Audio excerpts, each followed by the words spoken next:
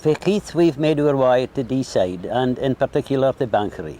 Join me as we show you the splendours of this bonny tune, as I play a tune specially composed for the occasion, which I've entitled The Rocks of Fuch.